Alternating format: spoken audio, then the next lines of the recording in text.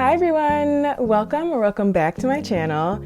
In today's video, I'm sharing 5 things that you must know before going skydiving for the first time. I recently went skydiving for the first time in Key West for my birthday, and that whole vlog is one of my favorite videos that I've made to date. So I highly recommend checking it out after this one. I'll be sure to add the link to that video at the end of this one. And also at the end of this video, I'm going to let you know if skydiving lived up to the hype in my opinion, and if it's something that I would ever do again. So without any further ado, let's get into the 5 things that you must know before skydiving for the first time. So number 1, you're probably watching this video because you're really interested in skydiving, or maybe you've already even booked your first jump. You might imagine the wind in your face, the view that you're about to plunge into, and lastly, that stomach drop feeling as if you're on the most intense roller coaster of your life. But I'm here to tell you that the stomach drop feeling is not really a thing when you skydive. I didn't feel like I was falling at all, and that really surprised me. So when I got home, I looked up why I didn't have that feeling, and apparently it's because that feeling is caused when you change speed really quickly. When you're skydiving, you're already moving really quickly because you're on an airplane. So what changes about your speed is really the direction from forward to down, instead of from moving really slowly to suddenly moving really quickly. But it was so crazy, you really don't feel like you're falling at all. People have described it as feeling like they're flying, which I don't know about that, but it was not a falling feeling. So if you don't like that stomach drop feeling, don't worry, you're not gonna feel it. The second thing that you should know is that your ears might pop like they do when you're on an airplane. So when I jumped, my ears got really plugged up and it was hard for me to hear anything while I was falling. And I didn't even realize it until my instructor pulled the parachute and started talking to me and I could hardly hear him. Good. Pretty cool, right? I can't hardly hear anything. We'll fix that. But once I realized, I just had to swallow and then everything went back to normal. So it was really simple and not painful for me at all. But I have heard of other people who have had a slightly different experience. For example, one of my mom's friends said that she had experienced a lot of ear pain while she was jumping. And I also recently saw a YouTube comment from someone else saying that their ears had been affected for a few weeks after their jump. I'm not saying this to scare you at all, but I wanted to call it out in case you are someone who has challenges regulating the pressure in your ears.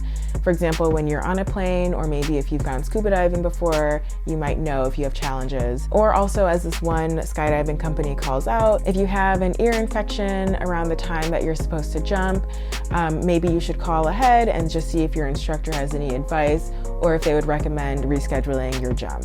By the way, if you're finding this video useful, I would really appreciate it if you could give it a thumbs up to help it reach other viewers who are interested in skydiving. And if you're interested in more exploration and travel content, be sure to subscribe to my channel. Number 3, if it's your first time jumping, you're probably gonna wanna get all the video and photos that you can. And when you book your jump, you'll see the option to add on the video package, and you might be shocked at how expensive it is. I mean, it's typically well over $100 on top of the already super expensive skydiving fee. So if you have a wearable action camera like a GoPro, you might be thinking that you could just bring that and film yourself for free, but it's actually against regulation, as the United States Parachute Association states that skydivers cannot wear any camera equipment until they've jumped at least 200 times. And the reason being that you need to be well experienced in the air before you can add complications like a device that could distract you or potentially harm someone on the ground if it falls. The 4th thing that you should know is that most of your time spent in the air will not be during your free fall, but rather afterwards when your parachute has already been pulled and you're gently floating down to the ground. So the free fall lasted for me less than a minute, and then I spent several minutes floating down in the parachute. My instructor had us do a lot of spins and twists just because I said that I wanted to. Yeah, hey, you're in control of this parachute right now, by the way. Have a little fun with this thing. Pull down whatever side you want nice and hard. There you go, and hold it. We'll do a big turn here. That's all you. But I did start feeling a little motion sickness while I was up there. So if you're someone who gets motion sickness easily, I would definitely mention that to your instructor when you're parachuting down so that they can make it as gentle of a ride as you need it to be. The 5th and final thing that you should know before skydiving for the first time is that while this is your first time jumping out of an airplane, your instructor has done this literally hundreds, thousands, or even tens of thousands of times.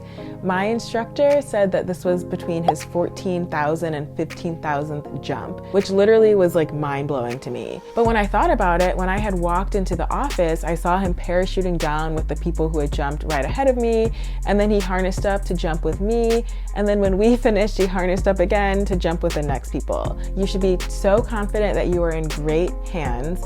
And of course, a little nervousness is expected, but try not to be so nervous that you psych yourself out of an unimaginable experience. So to the question, would I ever skydive again?